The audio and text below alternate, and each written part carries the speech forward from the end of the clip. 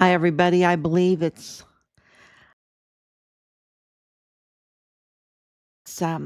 I was able to come on at 10 o'clock. Yoo-hoo! I'm really excited about that because there's so much good news. There's so much good news, and not the best news, not the very best news, but very good news. And so let's see if everything is working. Make sure that I'm on, make sure that I'm heard.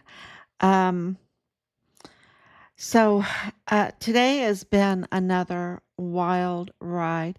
And I'm not lying. Every day it has been absolutely full of activity to get closer and closer to getting our son's remains and getting accountability. Now, that's been going on for 5 years because our son is Richard Halliday. He was 1,873 days ago forcibly removed from his barracks room.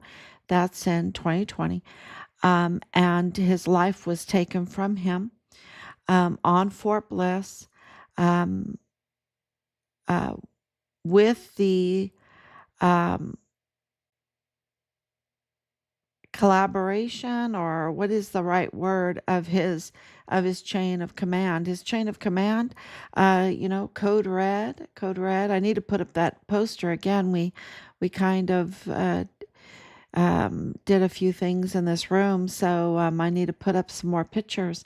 But it's really, really important for people to know that there was a faction that was so powerful that it had infiltrated into uh, Fort Bliss and into the military. It's absolutely into the military.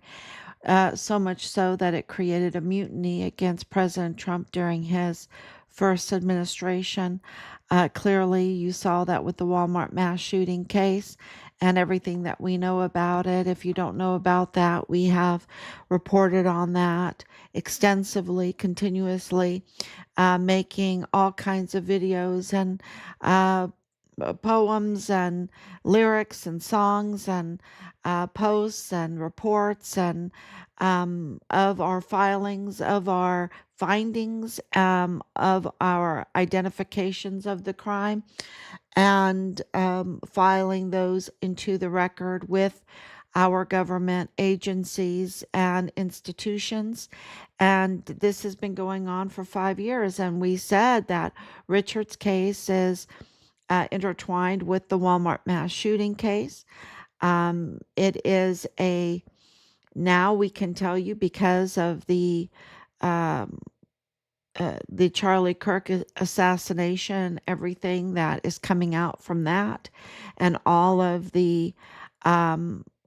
all of the overlaps, right? All of the overlaps, that this is because I've been reporting for many years that the common denominator in our son's case with those that were up to no good were that they belong to some kind of Mormon faction.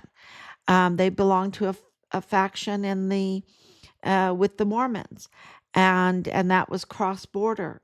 This is an international case, and that there was, and it was a powerful group, a very powerful group, not only of Mormons, a Mormon faction that was tied to the Mexican cartel. Um, and of course, the Mexican cartel now are tied to the very narco government in Chihuahua, Mexico. And so, we're talking about a very high level of organized crime, a very high level of organized crime. And we can tell you that in El Paso, the leader of that, his name is Woody Hunt. Woody Hunt is the leader of this very criminal Mormon faction. And how do we know that? Are we just, throwing that out there? No, this has been 5 years of absolutely day in and day out, and everybody that's been watching has absolutely witnessed that from us living in El Paso for months and rallying for months, 4 to 6 times a week, and day in and day out, receiving calls, receiving retaliation. Even in the retaliation, there was evidence, right? There was evidence, like with John Kelly, with Bob Moore, with, so much Nadal Baim, the Palestinian arms dealer. So even in the retaliation with the mortuary connections, the mortuary operation connections, there has been evidence. And so, um, it was really, really good advice that we took from the very beginning to put our emotions aside, temporarily, even if it's for 5 years or 6 years or more, and stay very focused. Um, in collecting evidence, because we were asked by Richard's chain of command to collect evidence, to bring them leads, to investigate our son's case, for ourselves. And we did that. And of course, in that time period, we have gathered mountains of evidence, and we submitted them. And the Department of Defense, now called the Department of War, had their board of inquiries. And in April of 2024, they designated Richard deceased. And there's just lots and lots of, paperwork and evidence behind all of that. And so that, to us, when you put all the evidence together, it means that Richard was murdered on Fort Bliss. Okay, he was murdered on Fort Bliss. And then in January of 2025, Richard was designated as in the line of duty. In the line of duty, so murdered in the line of duty. That means that he was absolutely um, operating for the country, right, for the well being of the country, with unfailing loyalty, with courage. As an honorable soldier, his record is spotless. Yes, there was a smear campaign out there, but it was just a false. Um, it was a maneuver. It was a cover up maneuver, false information. Richard's record is spotless. And it's more than just spotless. He's a hero. He's an honorable soldier. He is has so much courage and unfailing loyalty. Worthy. His name is indelible, indelible, and will never be forgotten. These are not my words. These are President Trump's words that came uh, in August, early August of 2025, after reviewing. Again, Richard's case has been reviewed and reviewed and reviewed. We have worked very, very hard not to let it go into cold case, and keep all of the records um, flowing through the system, because a lot of the records were tampered with. That's why these um, media posts are so important, to get out, and we want to thank everybody for sharing them, because behind the scenes have been operatives and operations that are up to no good, that tamper with evidence, that tamper with the files, that even try to erase evidence. Okay, it is really an infiltration of an enemy force that wants to keep the border open, wants to keep this Mormon faction tied to the cartel, criminal trafficking, and even um, recycling corpses. Uh, Hundreds of thousands of children trafficked through Fort Bliss, using Americans, brick and mortar, using Americans, military installations, using Americans' fuel for the military installations, using the VA disability benefits, just extorting and exploiting our system, humanitarian aid for unidentified migrants. They've just have um, like grasshoppers, like little monster grasshoppers, try to eat through whatever goodness is in the system and exploit it for personal gain and turn it into a business, turn it into a machine of no good, of criminal operations. And this includes military contracts. And we know that the number one um, housing contract holder is Woody Hunt. Woody Hunt, the billionaire Mormon faction leader, absolutely connected to the Mexican cartel in a very, very bad way. And evidence that we have gathered. This is not me saying it. I try, I don't want him to be the one. I don't want him to be the one. I want him to be a good leader. I mean, he's a billionaire. He has the opportunity to really make El Paso a paradise, right? Make El Paso and including Juarez, because the Mormon temples are over on the other side, right? Or on the other side of the border. And he has this opportunity to turn it into, a heaven for all those that live in that area. But that's not what he chose. He chose to be, and I can list them off, but I say it in a very quick way, to be up to no good, and even be up to evil, because of the murders that have taken place, the smear campaigns of false information, because you see, Woody Hunt, uh, he just runs El Paso, and one of the big organizations is El Paso Community Foundation. That's his, El Paso Community Foundation, which is the parent company of El Paso Matters. And, of course, he's a billionaire, so that's just a little piece of his empire. He has, many, many things. Um, sports teams and big, tall, high rise buildings and contracts and property and land stuff and water and power and all kinds of politics, from Representative Veronica Escobar to Beto O'Rourke to many others. And we know that he's up to no good with Governor Abbott. Governor Abbott took his plane to El Paso. Um, and is up to no good with Mario Campos. Of course, Governor Abbott is way up to no good with the intelligence and his agreements with the Sinaloa cartel, which are, FTOs. It's an FTO.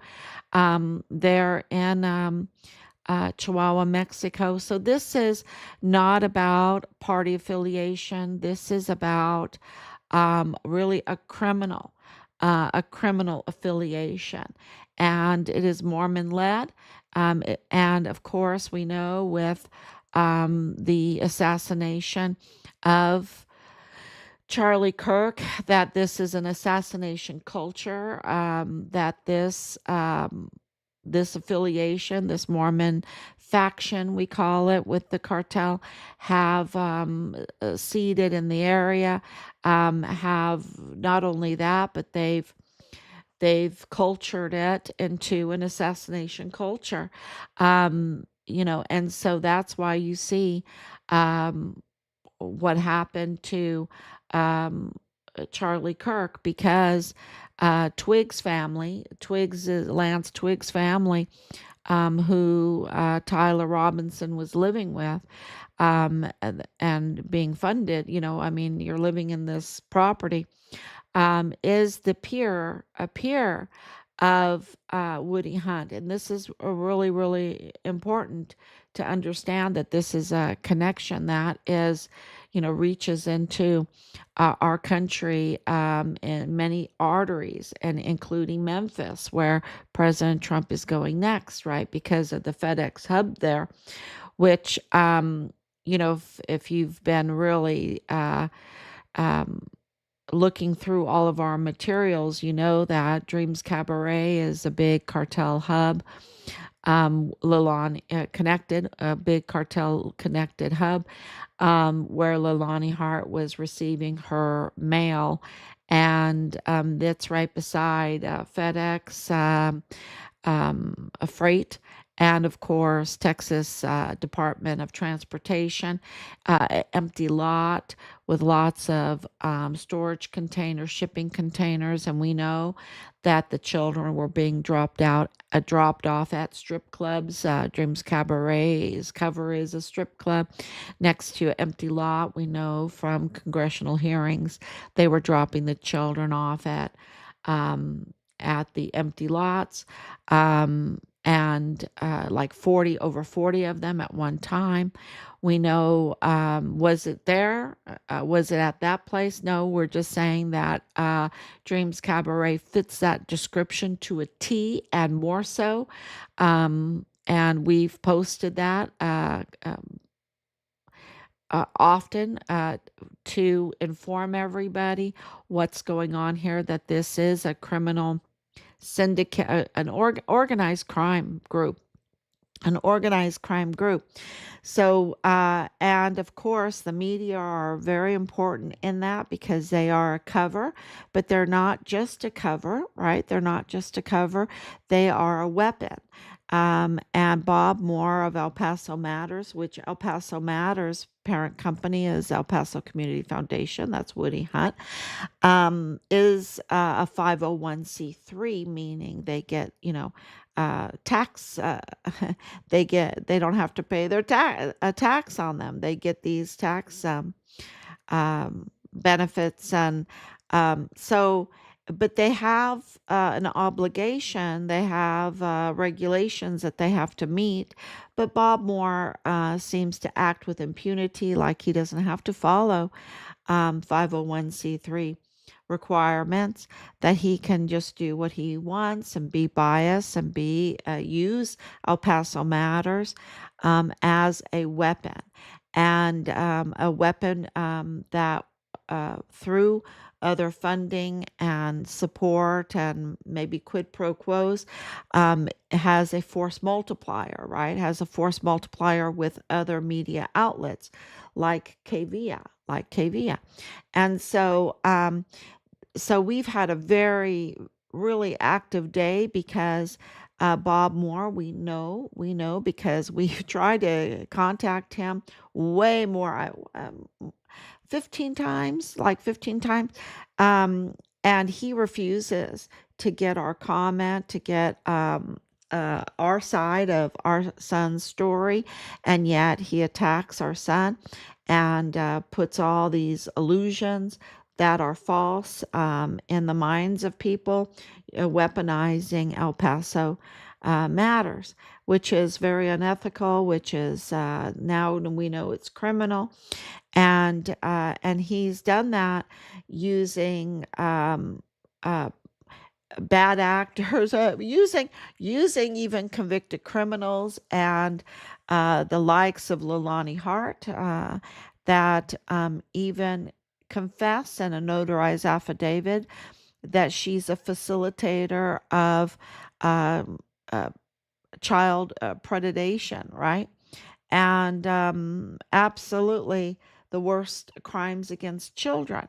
And he, used her. Well, it's not that he didn't know her. He knows her because he's part of the Mormon faction. She's part of the local Mormon faction. They are like Mormon faction people together, and this is a community criminal operation, right? And of course, her family members, being her son, Richard's platoon leader, her cousin, CID disgraced agent Tavita Nusa, who had his badge terminated in 2021, and his brother Solomon Nusa, also in the army, that ran mortuary operations, and they're all part of this Mormon faction, that are up to no good. That are up to no good. Matter of fact, Dallas and Lalani and Tavita are prime suspects in taking our son's life.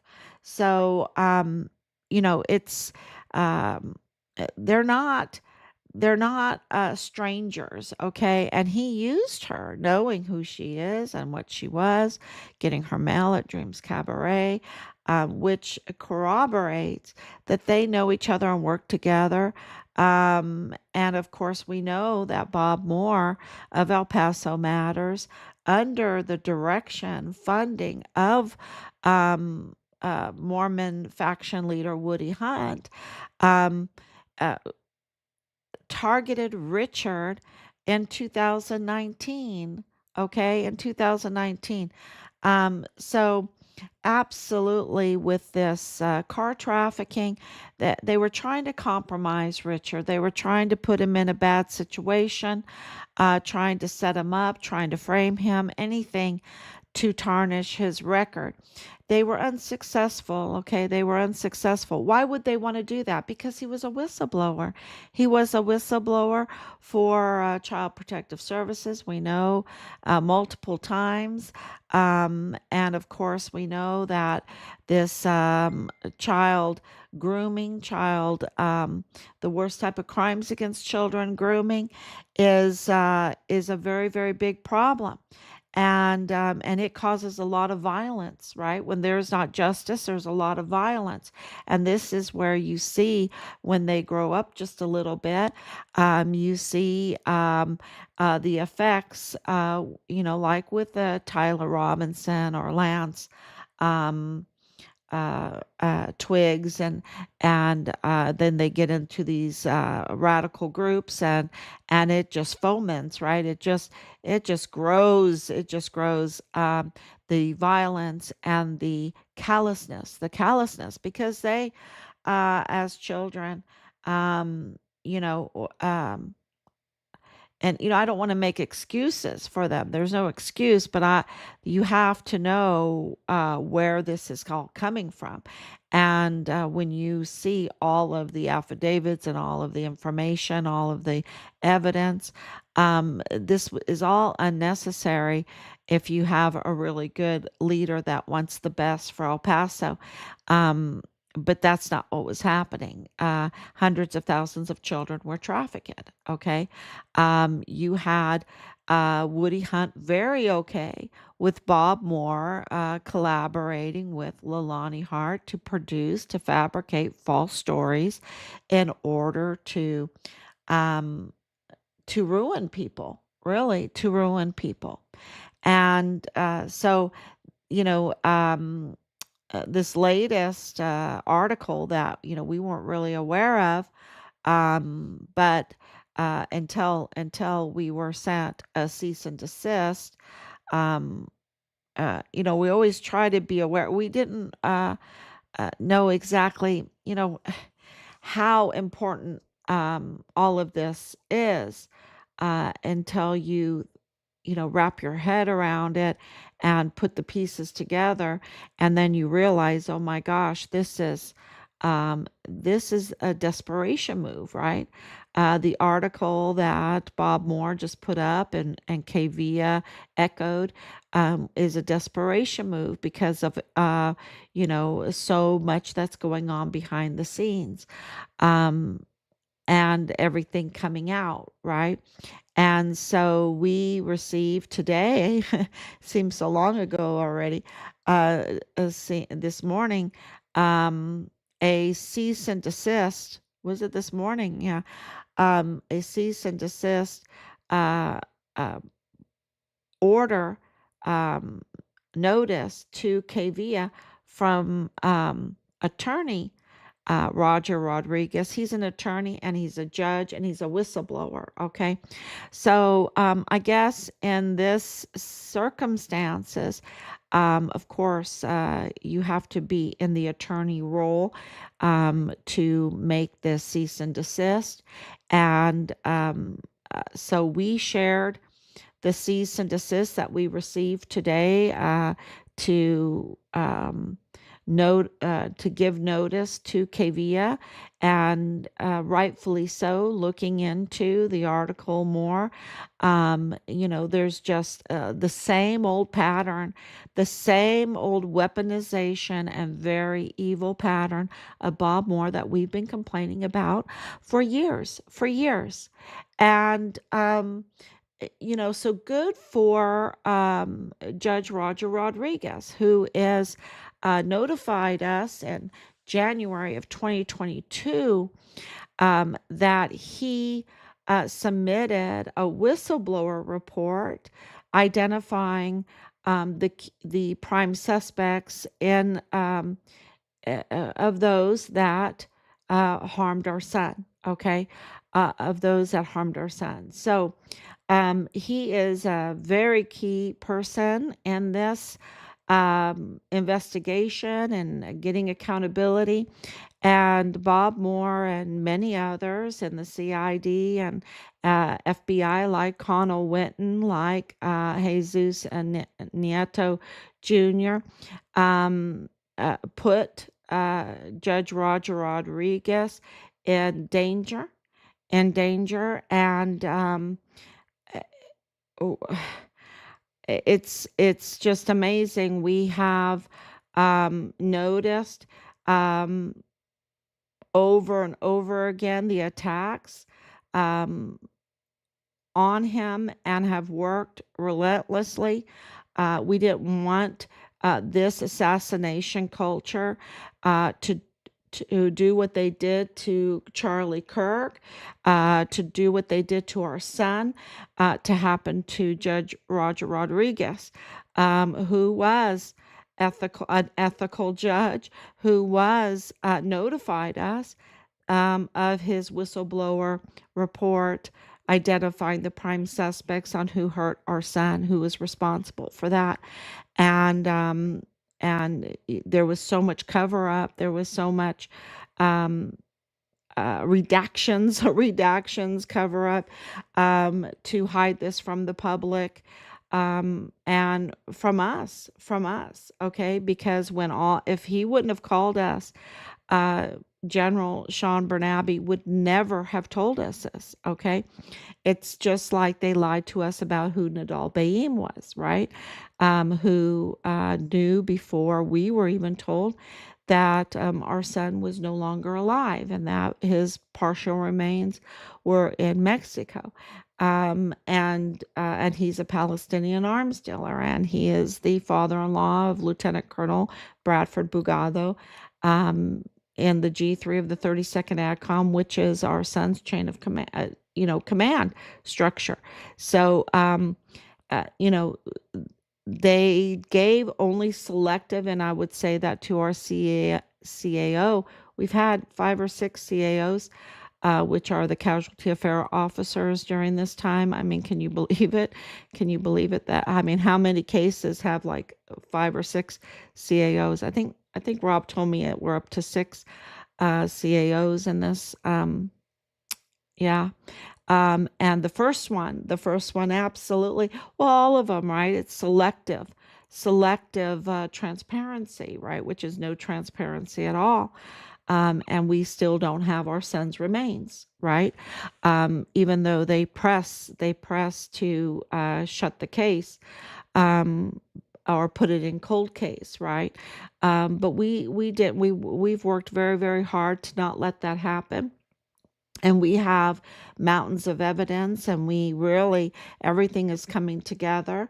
And now President Trump just what, I don't even know if it was an hour ago, um, eh, maybe just a little over an hour ago, he has made a huge, huge decision to designate Antifa as a a big T organization. I don't know if I'm allowed to say it.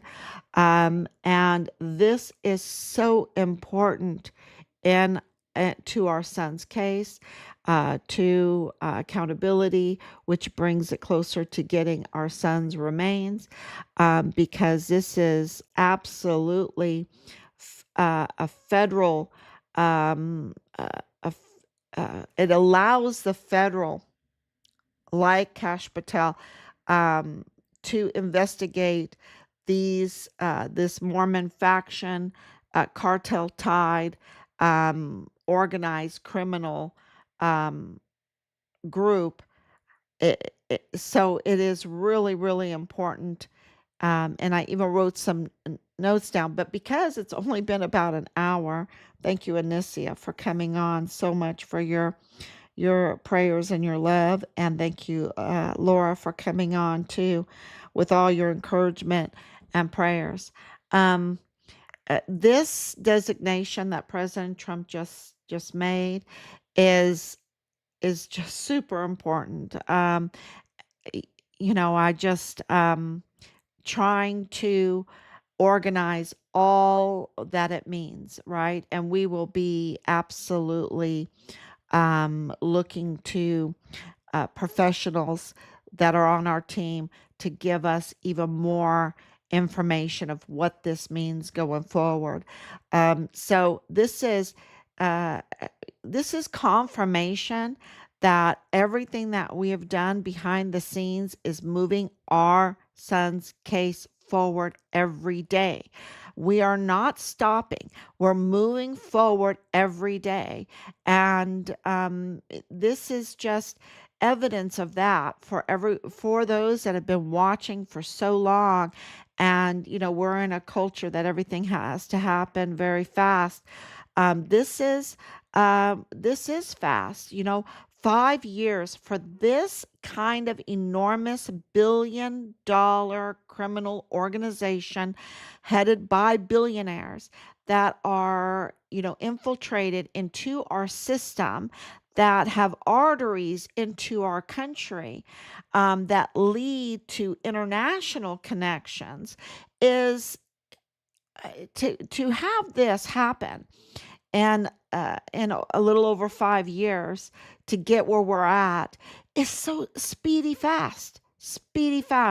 We and I can tell you this has been, um, when you have infiltrators in every law enforcement, those government agencies that are blocking you, like Sylvia Barunda Firth, I mean, blocking, protecting unethical judges while harming ethical judges.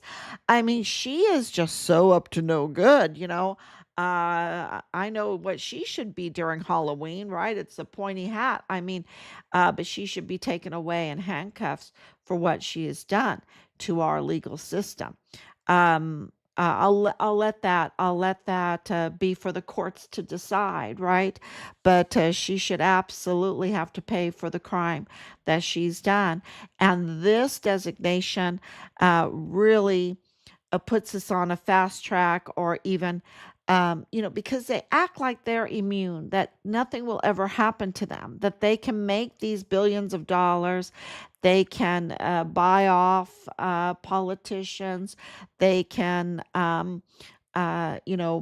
infiltrate into the law enforcement, infiltrate into the judicial system, infiltrate into oversight, which is the State Commission of Judicial Conduct, which Sylvia Brunda Firth was sitting on, still sitting on for just temporary. Um, but she's on her way out. She needs to be on her way out with handcuffs. But she also sits on the El Paso Community Foundation, right? Of Woody Hunt's foundation. So, just and there's even more conflicts of interest there. So, but if you want to know who was blocking getting the truth out in the Walmart mass shooting case and our son's case, you don't have to wonder anymore, because if you have a county clerk that is corrupt and compromised and willing to do a 2028 stamp, and more, and more. Just think about all the death certificates and everything like that. And then you have, um, uh, the judges, um, not even being imposters, DAs being imposters, or not even legally in that position properly. So, when you have all of the all of this happening, and this is all paid for by taxpayers' money, um, you want a chance. You want to be able to get accountability, but how do you do it? When you have generals that are dirty, that are totally compromised, that you have soldiers that have been totally compromised, they're afraid to speak up. Um, how do you do it? So what we've accomplished is really miraculous. It's been God. God's Holy Spirit has been through this whole thing, identifying the crimes for us, and us just, seek and you shall find, knock and the door shall be open to you. So we've just been seeking, and knocking and praying a lot with all of you. And this designation is a huge leap forward, turbo force, turbo speed forward into getting accountability. And hopefully, and what we've seen, um, is hopefully justice for others too. Look at all of the families in Juarez that were given crushed rocks into urns instead of their loved ones' bodies, while unknowingly to knowing to them, their families' remains were being recycled as unidentified migrants being cashed in on humanitarian aid or US aid, right? Just absolutely disgusting things that is connected to El Paso and even Fort Bliss mortuary operations. So, you know, that has to stop. That has to stop. The hundreds of thousands of children being trafficked, that has to stop. The trafficking of fuel from Fort Bliss, the trafficking of everything that wasn't bolted down, they would try or successfully traffic from weapons and ammunition and equipment. And all of the car dealers' ships need to be really scrutinized because of uh, the problems that we have seen. The schools that have tunnels underneath them right on the border that have been operating with the cartel. There's just so much. Hopefully, we can make a huge difference in this. And it's because of you watching, because of you sharing this information. Um, they are sure making a USA and Mexico narco state. Uh, but we're not letting them. We're not letting them. We're working very hard. They can only do it if we let them. Okay? They can only do it if we let them. And how do we let them? It's when we are hypnotized, when we have that asymmetric warfare tactics used against us. We have to stay very vigilant that we stay focused and we do the right thing, right? That we stay hopeful, that we think of good things, that we work for good things, that we work for the future, that we work from a place of victory and not think that we are defeated. Um, we already have won. That's the main lesson of Jesus Christ, is we have already won. We are already victorious, and we have to operate as victors, right?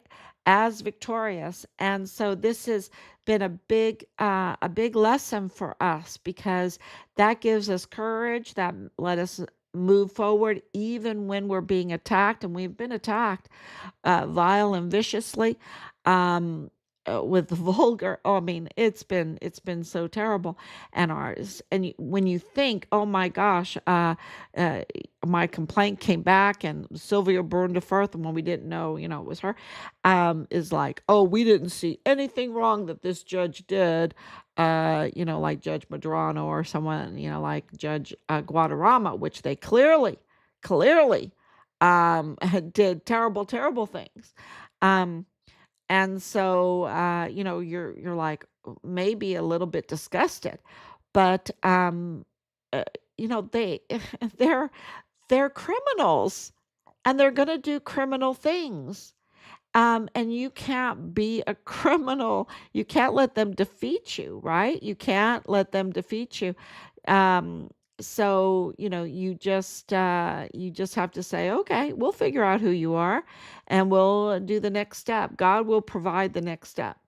And that is exactly what has happened in here. And we are just absolutely happily shocked, because we didn't think it was going to come so quickly. We knew that there was talk. Our intelligence has told us there was talk about this, that President Trump would designate um, some kind of way this organized crime would be designated, a T organization, the big T, the big, absolutely, um, big T organization, that it would allow us um, a huge leap forward in accountability in our son's case. And that's what happened today. So, Judge Rodriguez sending us a cease and desist for Kavia, and he didn't have to send it to us, but he has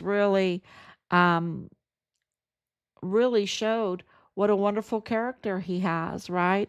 By contacting us in 2022, and absolutely identifying in a very terrible time, right? In 2022, it was still a very terrible time. That must have, well, we know that he risked a lot because he was so attacked. We witnessed it. We witnessed that he was so attacked. They would just wanted to really ruin him for being ethical, for being a whistleblower, for him not wanting a soldier to be his life to be taken for being a whistleblower, and then them smearing him and letting these subhumans that take life keep doing their evil deeds. This is the problem. It's not that they get away; they keep doing their evil deeds, and so we were really happy to get that today, and share that with everybody. Um, because Bob Moore has done so much damage. He really needs to be taken out in handcuffs, and held accountable for all the damage that he has done by weaponizing his media platform. But he's done it for Woody Hunt's Mormon faction, to cover up that stream of money, that money making criminal organization. So, we'll let the feds, you know, uh, do their job, and we will continue to investigate and identify and file, and um, and we will trust, right? We don't have all the answers, how it's going to happen, how fast it's going to happen, but trust that it is going to happen. So this is really good news today, and tomorrow I'll probably understand it even more, that I can talk about it with more details. Today, we're just trying to wrap our heads around everything that this means, and respond to it, and get it out there in the open transparency. And we're still absolutely grieving Charlie Kirk's death, because of uh, the whole assassination culture was, it didn't come out of nowhere. Okay, it didn't come out of nowhere. It was developed on purpose. And he should be alive today for his wife, for his children. He should be alive today. And the more that you watch him, the more that you realize there was just hatred um, for a person that just wanted to have discourse. You might not have. I think he's was just such a great person. The way he handled some of the hate coming his way.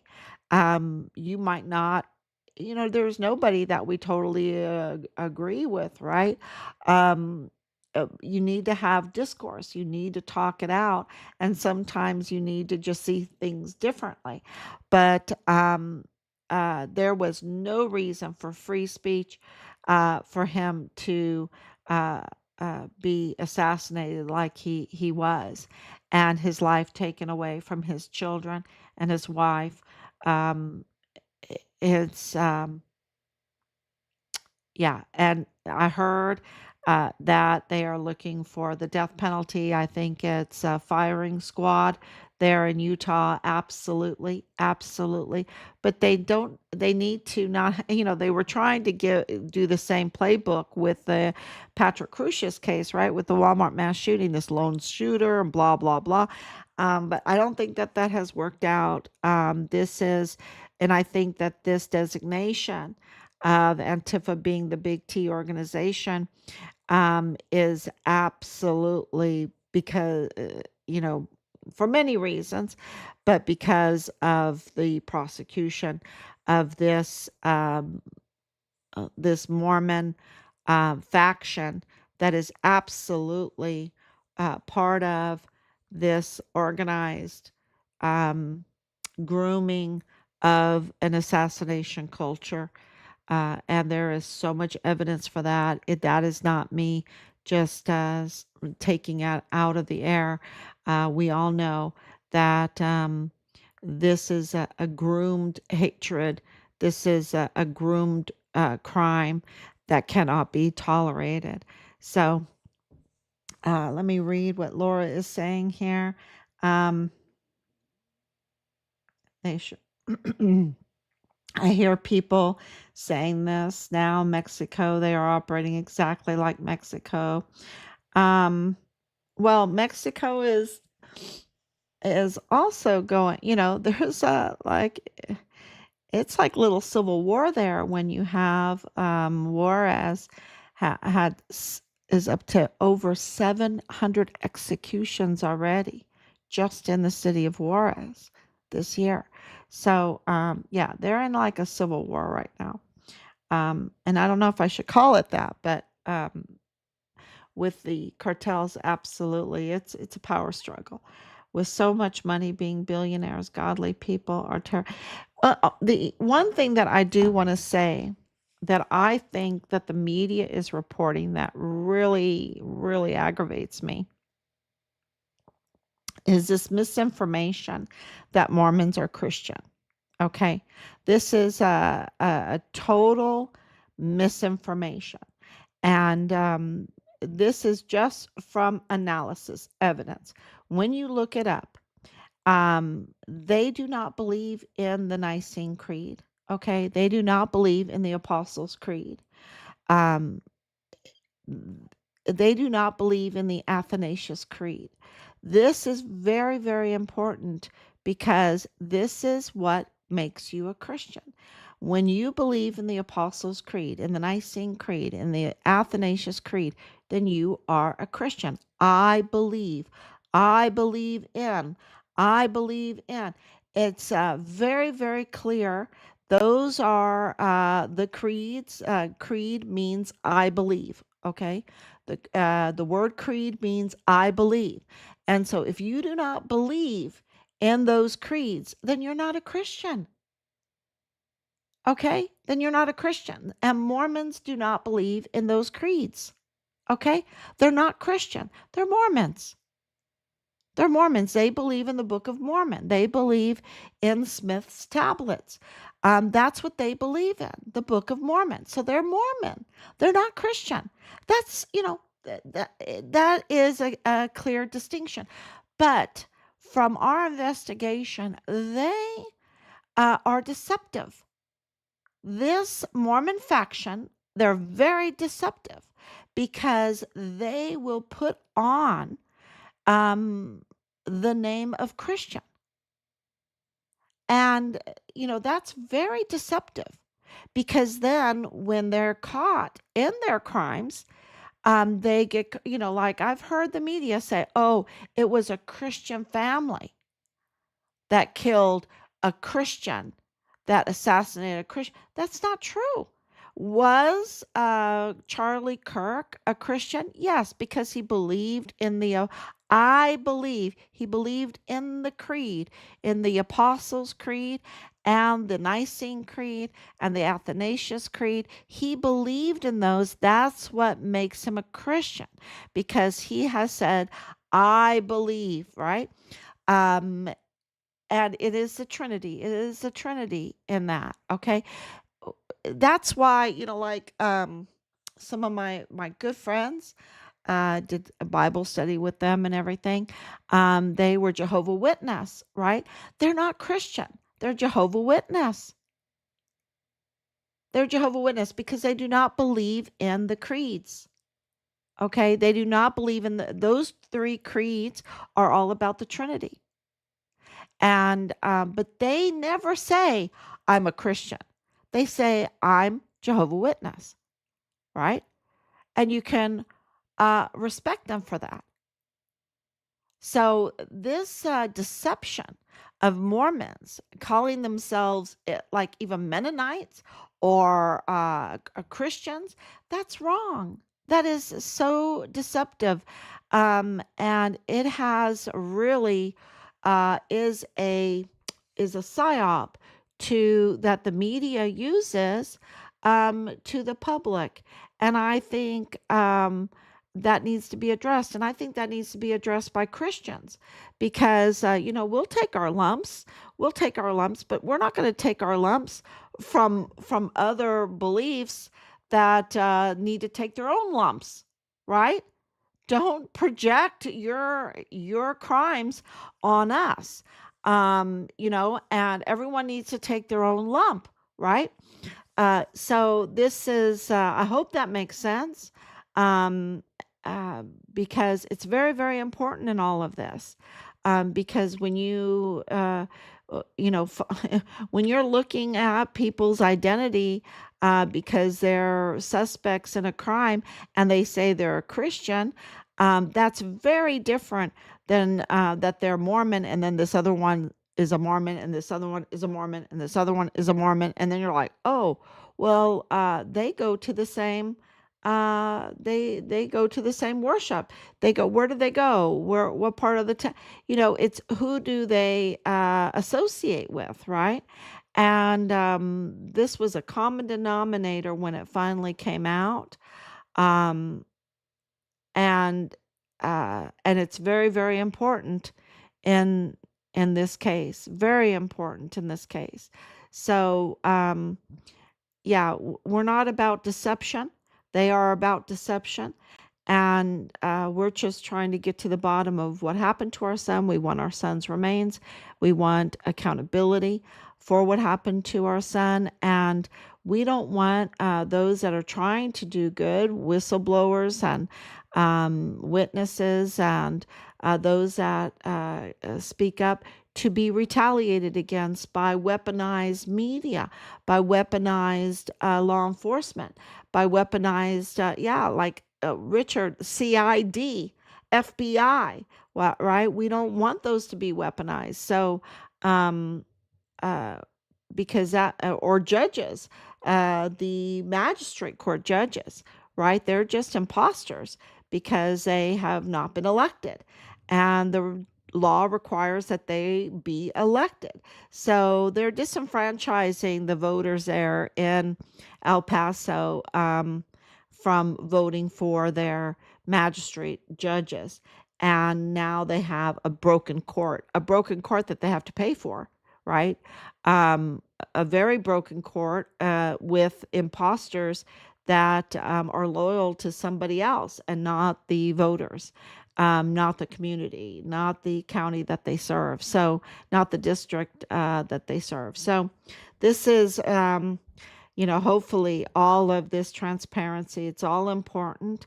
And with it all is a lot of good news, a lot of good news, because we don't want to operate in the dark. We want the light to be turned on, and then we can move forward. Then we can clean things up. Then we can recover our communities, and we can restrain a lot of crime this way. So thank you so much. Uh, God bless you. And um, Laura still has a lot of information here, um, because she sees hope. See, she sees hope in all of this, and we want to give hope and we want to move forward. Um, Richard was trying to do that too. So that's why he's called a hero. That's why he has been called with unfailing loyalty and courage, and that his name is indelible and he will never be forgotten, and more by the President of the United States. So, yeah, so thank you so much, and God bless you, and we will be back tomorrow, God willing.